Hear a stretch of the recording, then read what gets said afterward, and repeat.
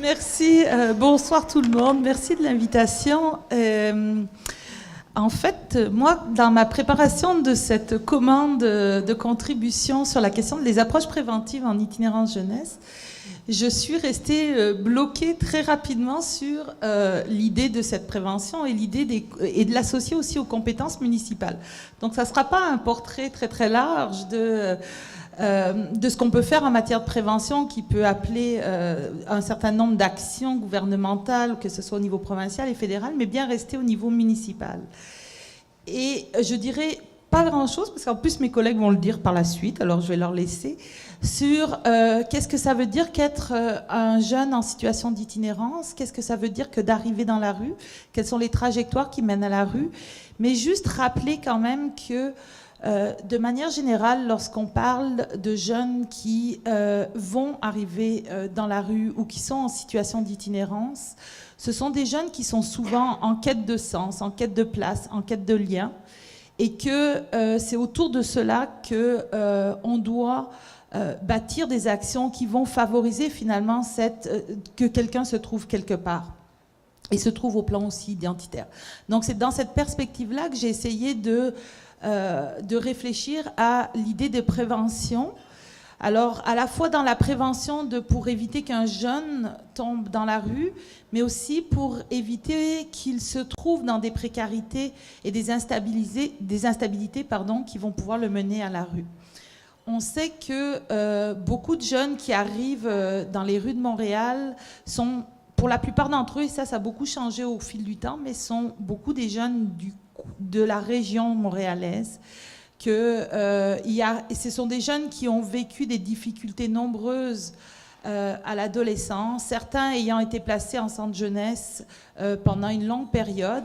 On sait aussi que les jeunes se diversifient, que les visages de l'itinérance jeunesse sont beaucoup plus diversifiés qu'ils ne l'étaient il y a 20 ans, où la scène punk occupait beaucoup, et la culture et le mode de vie punk occupaient beaucoup la place dans la rue.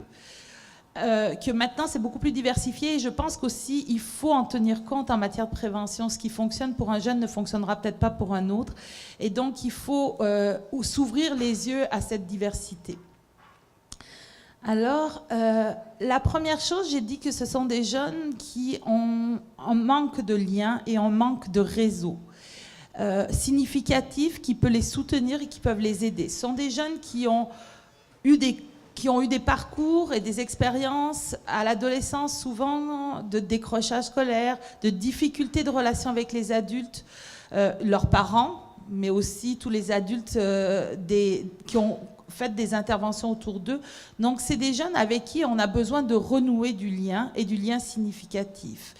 Ce sont des jeunes qui sont en quête aussi de modèles, et donc qui cherchent finalement des façons de se construire, de se bâtir à partir de leurs valeurs, à partir de leurs espoirs et de ce qu'ils aspirent à faire, mais qu'ils ne parviennent pas à trouver suffisamment de gens pour les soutenir dans ce cheminement-là.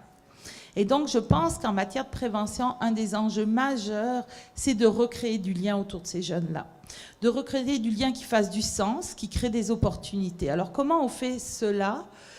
On fait cela, je pense, beaucoup en ouvrant les portes des milieux, des organismes, en soutenant des organismes qui vont pouvoir les accueillir, qui vont pouvoir être là pour eux et avec eux, pour les faire cheminer.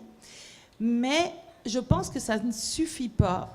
Je pense aussi qu'on ne peut pas tout faire reposer sur les milieux, les organismes, et que dans la ville de Montréal, on devrait pouvoir profiter de tous les citoyens pour fabriquer un réseau autour de ces jeunes-là. Il y a eu des expériences tout récemment, par exemple de mentorat entre des personnes retraitées et des jeunes des centres jeunesse pour faire des activités ensemble. Quand on regarde ce qui s'est passé dans ces activités-là, ce que les jeunes en ont retiré, ce que les personnes retraitées en ont retiré, pour les personnes retraitées, c'était de faire des sorties, d'avoir des liens avec des jeunes, d'essayer de comprendre ce qu'était la jeunesse. Pour les jeunes, c'était aussi d'avoir des modèles, d'avoir des gens qui, sans jugement, les accompagner dans des activités. Alors, de temps en temps, c'était un film qu'ils n'auraient jamais vu s'ils n'avaient pas été liés avec une personne retraitée. Et à l'inverse, un retraité qui, parfois, allait jouer dans une arcade à des jeux auxquels il n'aurait jamais joué. Mais c'est clairement une façon, en tous les cas, ça a clairement été une façon qui a redonné du sens à la relation pour les deux personnes. Et je pense que la ville aurait les moyens de devenir une plateforme pour créer ces liens-là de mentorat et de faire en sorte de recréer, non pas strictement dans des dynamiques d'intervention avec des organismes, mais aussi avec des monsieur et madame tout le monde qui pourraient finalement se renouer dans la société. C'est comme ça qu'on fabrique du tissu social. Donc ça, c'était un premier niveau de prévention, que de retravailler à travers ce lien-là, un lien avec des adultes différents de ceux qu'ils ont connus auparavant. La deuxième dimension, parce que je suis restée dans des compétences municipales, c'est la question du logement. À Montréal, on sait à quel point il est difficile de se loger, à quel point il est difficile de trouver un logement abordable. Alors quand on est un jeune, qu'on n'a pas trop les moyens, il est vraiment difficile de se loger. Et il y a clairement là un défi si on veut aussi ouvrir notre ville à la jeunesse et pas en faire simplement une ville où seuls les gens qui ont les moyens d'y vivre peuvent y vivre. Il va falloir aussi soutenir cette question du logement. Alors, comment on peut soutenir l'idée du logement chez des jeunes qui sont parfois dans un premier appart ? Comment on arrive à un premier appart plutôt qu'éviter d'aller dans la rue ?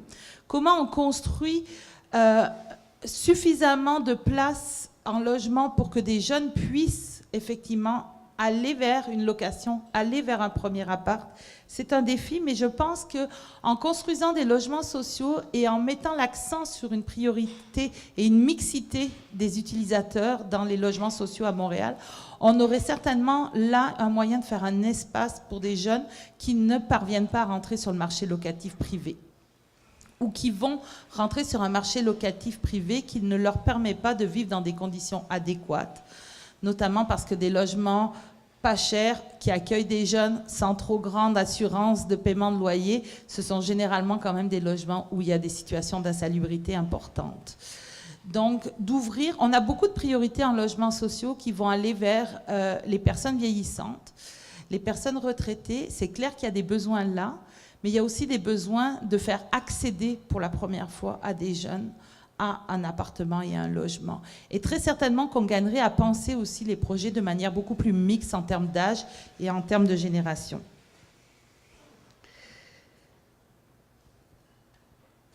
Le troisième niveau, c'est bizarre ce truc, j'ai l'impression d'être une chanteuse que je ne suis pas. Oui, non, mais c'est ça, là, c'est comme... Oui, c'est ça. Je ne peux pas faire Céline, alors je vais essayer de rester à ce que j'ai à dire. Mais c'est ça. En fait, je ne pourrais pas être Céline. Je ne sais pas comment elle fait, là, mais ce n'est pas une posture facile. Ouais, c'est ça.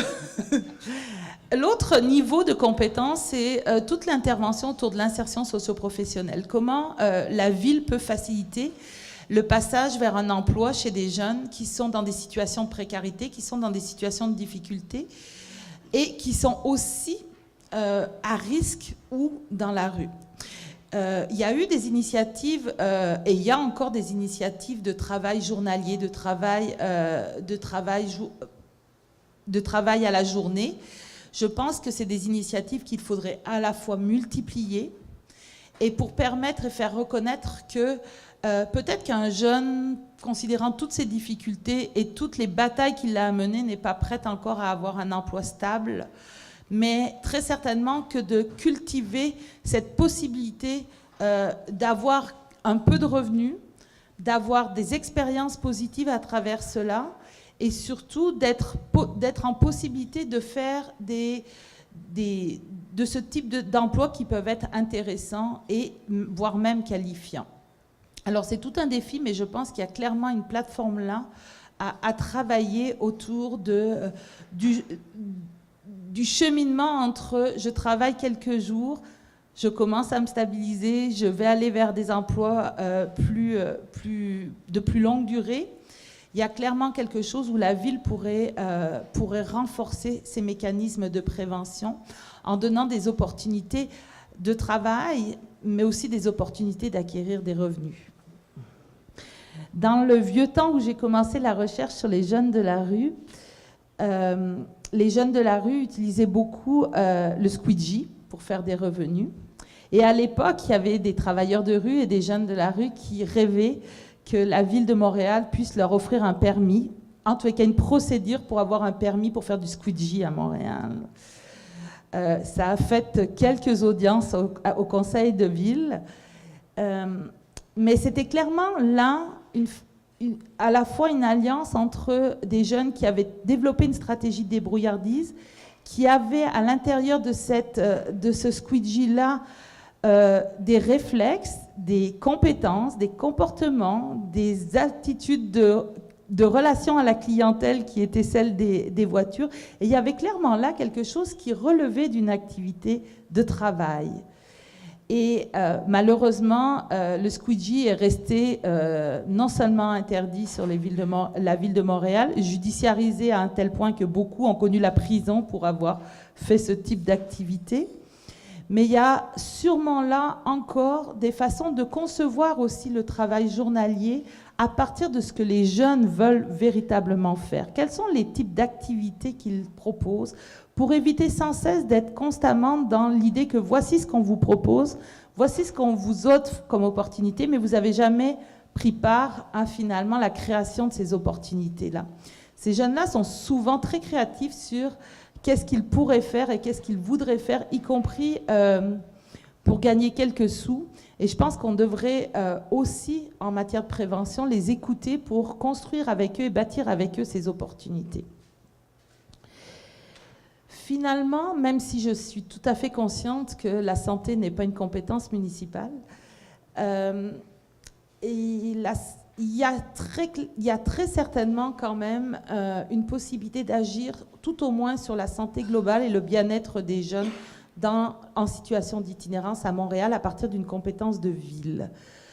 La santé, ce n'est pas juste l'absence de maladie, certainement que la question du traitement et la question du curatif, etc., appartient à la province et au ministère de la Santé et des Services sociaux.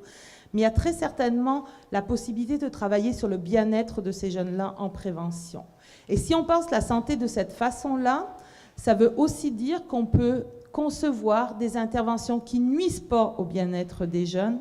J'ai évoqué rapidement la question de la judiciarisation, mais il y a d'autres interventions, notamment dans l'impossibilité d'être présent dans des parcs, dans les difficultés de pouvoir être présent comme jeune dans l'espace public, pouvoir être ensemble dans l'espace public, qui très certainement nuisent au bien-être de ces jeunes-là, qui sont obligés de s'isoler, de s'invisibiliser.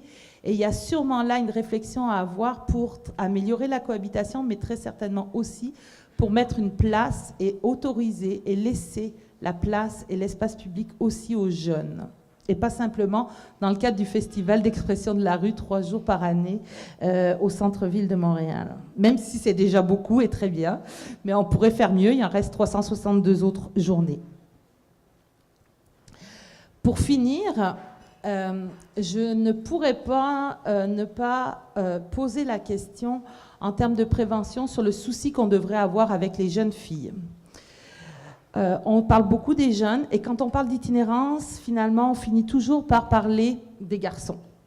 La plupart des recherches portent finalement sur l'itinérance au masculin. La plupart, on sait peu de choses et il y a peu d'interventions qui sont directement associées aux jeunes filles et aux femmes en général en situation d'itinérance. Or, pourtant, en matière de jeunesse, l'itinérance au féminin est quelque chose de très important par rapport à d'autres populations plus âgées.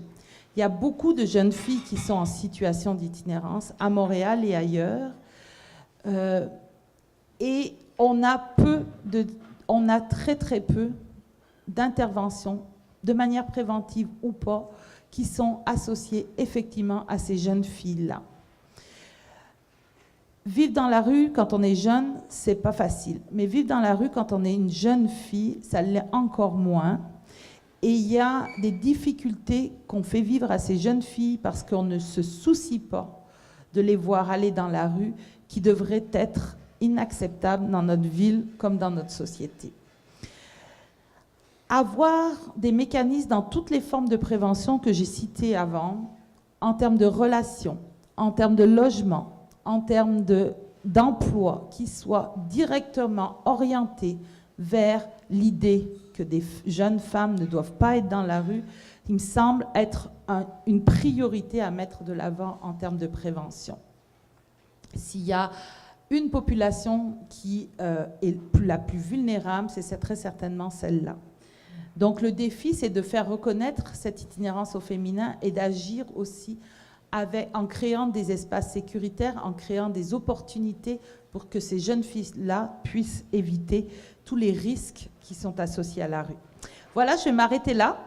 Je vais laisser mes autres collègues vous en raconter plus sur l'itinérance jeunesse. D'accord, merci. Bonjour. Donc, nous, on les connaît, les chercheurs au GIAP, là, on travaille quand même pas mal ensemble, fait que je suis pas surpris de ce que j'ai entendu, puis on a beaucoup de points en commun dans nos pistes de réflexion, mais j'ai quand même relevé quelques points, que ça soit pour ajouter ou pour confirmer, en fait. J'irai d'abord avec on parlait des logements sociaux. Quelque chose qui est important, non seulement c'est la mixité, mais c'est l'accès aux logements sociaux pour les personnes seules. La colocation, c'est souvent un fléau pour les jeunes. On en voit beaucoup qui se ramassent à 5, 6 dans le même logement, puis c'est pas des très grands logements, là, on s'entend. Souvent, c'est démotivant. C'est un des facteurs qui peut mener à l'itinérance. Donc, on s'entend que de donner l'opportunité à un jeune d'avoir un logement seul, d'avoir sa propre routine, puis de ne pas subir nécessairement les erreurs de ses colocataires, c'est quelque chose qui serait important. Ensuite, je vais plus ou moins dans l'ordre. J'ai fait un petit parallèle avec les filles itinérantes. C'est quelque chose qui nous touche beaucoup. On sait que la visibilité est moins présente parce qu'il y a probablement un accès au couchsurfing, à aller chez des amis, qui c'est pas nécessairement la meilleure chose à faire, qui les cache de nos statistiques et de nos recherches autant que possible. Mais j'ai fait un lien justement avec la communauté LGBTQ par rapport à ça, dans le sens où dans cette communauté qui est quand même assez marginale, là, même si il y a beaucoup de progrès qui a été fait récemment, le phénomène d'être caché puis du couchsurfing est quand même assez présent. On voit aussi beaucoup de refus à des refuges ou à des hébergements pour les personnes trans, particulièrement. Il y a du travail qui se fait. Là. Je ne suis pas là pour chicaner personne, là, mais il y a quand même beaucoup de travail à faire. Je donnerai l'exemple d'un homme trans avec qui j'ai travaillé qui n'allait pas dans les refuges par peur de ne pas avoir une chambre seule ou de ne pas pouvoir prendre sa douche sans être dévoilé. C'est quelque chose qui est à réfléchir, ça. Ensuite, pour ce qui est des logements aussi, quelque chose qui a aidé beaucoup dans les dernières années, ça a été le Housing First, donc la stabilité résidentielle, la compagnie, je crois, je suis plus sûr, c'est comme ça que ça se dit. Ça a fait beaucoup d'épreuves, mais ça ne s'applique pas à la jeunesse. Ça prendrait une version Housing First qui s'appliquerait aux jeunes, dans le sens où ça touche les personnes en itinérance chronique. C'est un petit peu dur, avant d'avoir 25-30 ans, de pouvoir dire que tu es en situation d'itinérance chronique encore. Donc, ça serait intéressant de penser à un modèle similaire qui s'adapterait à la jeunesse. Ensuite, pour ce qui est, vite, on parlait d'activités intergénérationnelles. Nous, ça nous a beaucoup touchés au GIAP, là. On trouve ça super intéressant. On se disait que la place de la ville dans cette affaire-là, ça serait probablement au point de vue du financement. C'est-à-dire que les ressources sont là, des jeunes, on en a, des personnes âgées, on en a, des gens de d'autres communautés, c'est pas obligé d'être exclusivement personnes âgées jeunes. Ça prend du financement pour mettre ces projets-là sur pied, puis c'est un peu la partie qui manque en ce moment. Là. C'est pas le capital humain qui est en manque. Là. Donc, ça ressemble à ça, mes commentaires. Alors, Céline, pour moi, c'était du chant, littéralement, ce que tu disais. Tu as dit beaucoup de choses et je vais essayer de résumer. Parce qu'évidemment, on parle beaucoup des champs de compétences de la ville. Puis moi, ce qui me frappe dans ce que tu disais, c'est qu'effectivement, les jeunes qu'on accueille dans nos organisations sont des gens qui nous disent qu'ils n'ont pas eu leur place en société, qui ont été rejetés, qui sont en quête de liens, comme tu disais, puis l'accompagnement qui est extrêmement important.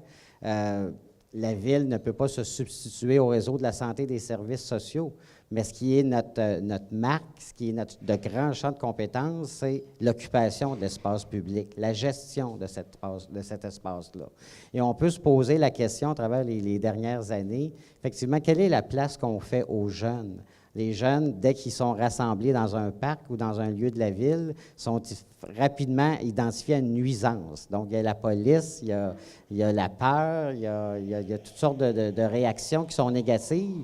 Donc, ce rejet-là, la ville peut contribuer par une meilleure gestion de l'espace public, par des lieux d'accueil. Quand tu parlais de plateformes, de places, effectivement, l'autre jour, je parlais avec des gens, puis je me disais... Le phénomène des graffitis à Montréal, là, ça existe depuis des décennies. Ça fait l'objet de programmes d'effaçage, de plaintes constantes à la ville. Comment ça qu'il n'y a pas encore un parc, un lieu où les jeunes sont invités à aller faire des graffitis? Il me semble que ça ne serait pas si difficile que ça. Non, on continue de demeurer dans la judiciarisation. Fait que c'est sûr que la place de la ville dans ces espaces d'accueil-là, c'est extrêmement important. Aussi, ce que je ressens beaucoup, au niveau des programmes qui sont destinés aux jeunes de la rue ou aux jeunes qui sont en difficulté, sont souvent axés sur des aspects de santé publique, alors qu'effectivement, au-delà de la maladie, au-delà de la dépendance, les jeunes ont surtout besoin d'une approche globale puis de se sentir accompagnés et accueillis. Donc, on peut travailler au niveau de la ville, effectivement, à ce niveau-là. Moi aussi, j'ai beaucoup senti, à travers les études que j'ai pu lire au cours des dernières années, qu'on parle souvent des jeunes, les jeunes dans leur ensemble, alors que la réalité, effectivement, des jeunes filles est totalement différente de celle des garçons. Et lorsqu'on fait un programme jeunesse, on s'en rend compte assez rapidement. Et je pense qu'il faut effectivement que l'approche différenciée selon les sexes, pour prendre le terme plus technique, est importante au niveau des jeunes. Un dernier point que tu as soulevé puis qui m'intéresse plus particulièrement parce que j'ai passé plus de 20 ans au niveau de la réinsertion socio-professionnelle, c'est qu'effectivement, on a des jeunes, les jeunes surtout à risque ou les jeunes qui sont dans leurs premiers épisodes d'itinérance, qui ont décroché de l'école parce qu'ils avaient de la difficulté dans l'encadrement, ils avaient de la difficulté avec la ponctualité. Et là, souvent, les programmes compétences connexion jeunesse, en tout cas, vous les connaissez, qui, là, nous demandent de les accueillir puis de leur faire quelque chose mur à mur, 30-35 heures semaine. Ils ont lâché l'école parce qu'ils avaient de la difficulté à être stable. Donc, de faire des programmes qui ne sont pas adaptés aux jeunes, c'est extrêmement compliqué. Les programmes à la tapage, le travail payé à la journée, les brigades vertes, on en a de plus en plus, puis c'est merveilleux. Puis encore là, il faut tenir compte de la réalité des jeunes. Des programmes trop normés, trop exigeants, c'est recommencer l'échec qu'ils ont vécu. Donc, il faut s'intéresser à développer ça. Il y a énormément de projets de brigades vertes sur le territoire de Montréal, appuyés par la Ville, puis ça, je suis super content, puis j'appuie ça. Mais les jeunes, ils ont aussi le goût de faire d'autres choses que du ménage. Fait qu'il faut s'intéresser à d'autres projets. L'itinéraire, on a eu la chance pendant 10 ans de faire un programme jeunesse où on leur faisait faire des projets vidéo. C'est sûr qu'ils ne sont pas tous devenus des Denis Villeneuve, puis ils ne sont pas dans le domaine du cinéma aujourd'hui. Sauf que ce qu'on a découvert avec ce projet-là, c'est qu'au-delà d'une perspective d'emploi, d'une réinsertion, souvent les jeunes arrivaient et nous disaient « Écoute, moi, j'ai jamais rien réussi dans ma vie. Je n'ai que des échecs. » Et lorsqu'au bout de 6 mois, ils sortaient avec un DVD, avec une vidéo qu'ils avaient fabriqué, ça a été la bougie d'allumage pour retrouver le goût à la vie. Donc, faire cette place-là, cette capacité de travail-là, c'est extrêmement important et j'espère que ça deviendra un enjeu pour la Ville.